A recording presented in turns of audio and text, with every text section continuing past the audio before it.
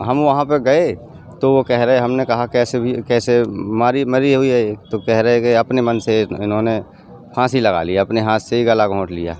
तो आप बताइए, आप अपने मन से मर सकती है वो? वहाँ पर जब हम गए तो जे बिल्कुल नीचे फर्श पे पड़ी हुई थी, वो गले में वो कपड़ा लिपटा हुआ था। नमस्कार दोस्तों, मैं हूं गीता, लेकर आई हूं अपना शो जासूस या जर्नलिस्ट। दोस्तों, इस समय जिस तरह से सोशल मीडिया में हर दिन क्राइम की घटनाएं नींद खुलते ही देखने को मिलती हैं, आए दिन इतनी ज़्यादा घटनाएं हो रही हैं, क्राइम इतना ज़्यादा बढ़ गया है कि सीमा से बेसीमा हो गया है और हम लोग भी इन घटनाओं को हर रोज़ कवरेज कर रहे हैं। कहीं महिलाओं के साथ दहेज उत्पीड़न को लेकर मारपीट और हत्या होती है, तो कहीं रेप को लेकर, तो कहीं किसी मामूली विवाद को लेकर के मौत की घटनाएं सामने आती हैं। तो इस बार के शो में मैं एक ऐसा ही मामला लेकर आई हूं, महोबा जिले के कुलपहाड़ कोतवाली अंतर्गत आने वाले बेलाताल का, जहां पर दहेज की लालच में एक लड़की की मौत का मामला सामने आया। फिलहाल अभी तक पुलिस ने उस मामले में किसी भी तरह की कोई कार्रवाई नहीं की, जबकि मामला 1 महीने पुराना हो गया।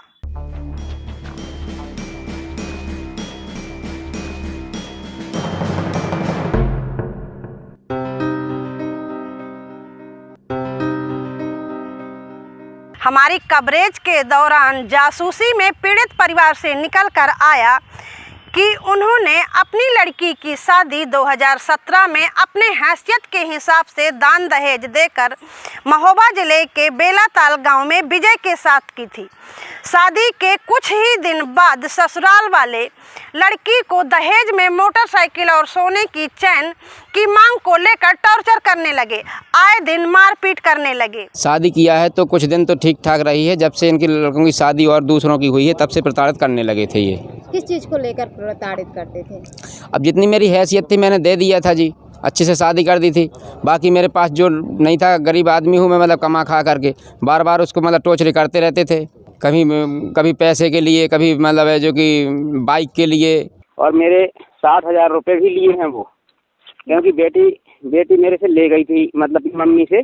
और 2-3 बार उन्होंने हमें मतलब पहले भी बोला है कि मम्मी अब जिनकी और लोगों की शादियाँ हो गई हैं तो वो सब हमें टॉर्चर करते हैं, ताना देते हैं। पीड़ित परिवार बेलाताल चौकी से लेकर एसपी तक गुहार लगा चुका, अभी तक किसी भी तरह की सुनवाई नहीं हो रही है। पीड़ित परिवार बताता है कि जिस तरह से उसकी लड़की के साथ किया गया है, इस तरह से किसी के साथ ना हो, इसलिए वो अपनी लड़की के मौत का न्याय चाहता है। लेकिन पुलिस उसको गुमराह कर रही है, पुलिस उससे समझौते का दबाव बना रही है, इसलिए वो काफ़ी परेशान है। पुलिस वाले धमकाने लगे हैं और परसों नरसों आए थे, बोले कि राजीनामा करिए। हमने कहा हमें केस लिखवाना है। अब वो कह रहे तुमने पैसा जमा करवा दिया उसके बच्चे के नाम।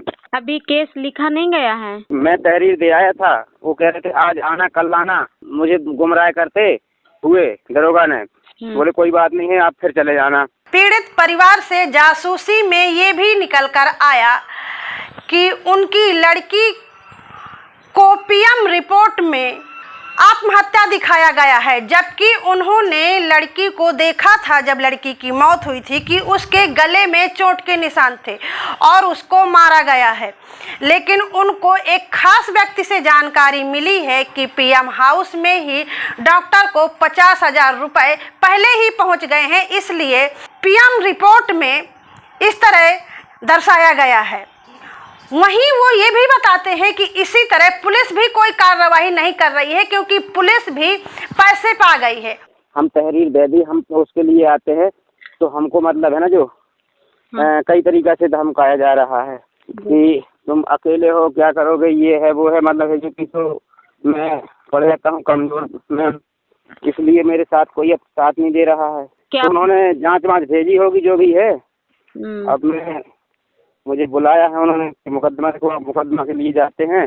वो मतलब है जो कि आए थे, तो हमने कहा हाँ लिखाएंगे। तो बोले उस पार्टी को बुलाएंगे। उस पार्टी को बुलाने का क्या मतलब है मैम, हमें ये बताओ। भाई हम मुकदमा दिखाने जा रहे हैं, लेकिन उस पार्टी को क्यों बुला रहे हैं ये? इस मामले को लेकर जब हमने कुलपहाड़ कोतवाली से बात की तो कोतवाली एसओ के अनुसार उनके यहाँ अभी तक किसी भी तरह की कोई तहरीर नहीं आई है। अगर तहरीर आई होती तो वो जरूर देखते। राजीनामा हो गया? शायद हो गया है, बता तो रहे हैं, तब कोई आया नहीं तो इसका मतलब हो गया, नहीं हुआ रहता तो आए रहते मेरे पास। जी सर, उनका जो आरोप है लड़की पक्ष के पिता का, अभी 20 को भी गए थे, 20 अप्रैल को भी गए थे। 20 अप्रैल को अब मेरे पास तो नहीं है, अब पता नहीं, वैसे शुरू में मेरे यहाँ थे, बाकी फिर सब जगह घूमते हैं। उनका आरोप है कि जब हम कोतवाली जाते हैं तो हमारी FIR नहीं लिखी जा रही है, कह रहे हैं कि आत्महत्या उन्होंने किया है। कौन है कोतवाली आ रहा है, कब आ रहा है? कुलपहाड़ कोतवाली पुलिस खाली थोड़े बैठी है मेरे पास। अगर आपको वो चाहिए तो मेरे पास कोई नहीं आया है, ठीक है। अब सवाल ये उठता है कि जहां पर हम आए दिन आपको इस तरह की घटनाओं से रूबरू कराते हैं, जहां पर महिलाओं के साथ शारीरिक और यौनिक हिंसा की घटनाएं बढ़ती जा रही हैं और बहुत सी घटनाओं की रिपोर्ट पुलिस स्टेशन में दर्ज तक नहीं होती, जबकि सरकारी आंकड़ों के अनुसार अगर देखा जाए तो दिन पर दिन क्राइम की घटनाएं बढ़ती जा रही हैं। पुलिस प्रशासन की तरफ से कोई ठोस कार्रवाई न होने के चलते पीड़ित परिवार को न्याय मिलने में देर होती है या फिर इस तरह के मामले दफ्तर के अंदर किसी कोने में फाइल में बंद दबे हुए रखे रह जाते हैं। आखिर कब तक हमारे समाज में महिलाओं को इस तरह से बेड़ियों में जकड़कर रखा जाएगा?